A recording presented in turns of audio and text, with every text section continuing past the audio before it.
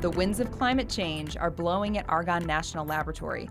We stopped by the world-renowned facility in Lamont to see just which way things are headed. The Chicago area will be experiencing higher temperature, more frequent heat waves, more intensive thunderstorms, and in the wintertime, more intense winter storms. That's just a few of the possible climate conditions Argonne researchers are predicting we will see in the next 20 to 30 years. Yan Fang and her team in Argonne's Atmospheric Science and Climate Research Department are generating incredibly detailed forecast models using some new and improved supercomputers. The climate model has evolved into resolve those predictions in a much finer granularities. So for instance, now we can predict the weather temperature change, thunderstorms in a grid box of 4 kilometer by 4 kilometer resolution.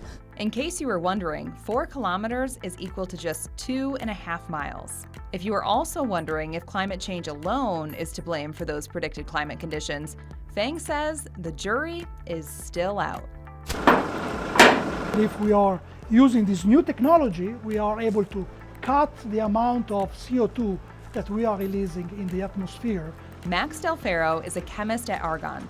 In his lab, he's been mixing up a new way to upcycle plastic. And the idea is really to use an untapped, huge amount of plastic waste that now we divert, we send it to the landfill to make new chemicals that are important for everyday life. The proprietary technology Del Ferro helped develop turns plastic from everyday items, like padded envelopes, into a valuable liquid. But this lubricating oil can be used in engine car as like your lubricant. Maybe in 5-10 years, all that oil, instead of coming from crude oil, is coming from plastic waste. Just to name a few other possibilities, Del Ferro says the liquefied plastic could also be used to make cosmetics and candles. And over at Argonne's Resell Center, we're focusing on lithium-ion batteries. And not just the ones you find in your laptop or cell phone, but the ones that power electric cars and figuring out the best way to recycle them. We're doing the research now so that when a lot of these vehicles reach their end of life in 10 or 15 years, we're ready with the technologies, and the technologies are developed and matured enough to be able to do the cost-effective recycling of batteries. Jessica Wahls is a principal material scientist at Argonne. She showed us how they shred these batteries and then sort through all the little pieces. There are some critical materials in lithium-ion batteries. So these are materials that we don't mine or produce in the US. They're materials that we rely on other countries for. So these are things like lithium, nickel, and cobalt.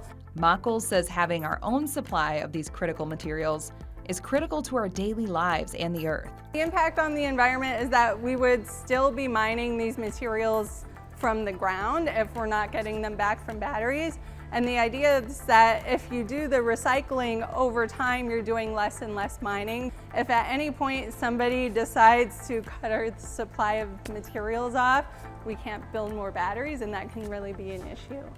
Once a lithium-ion battery has been shredded, Wahls says those pieces can then be used to make another battery or in other applications. She also added Argonne is working with the auto industry to get these recycled battery parts back into circulation.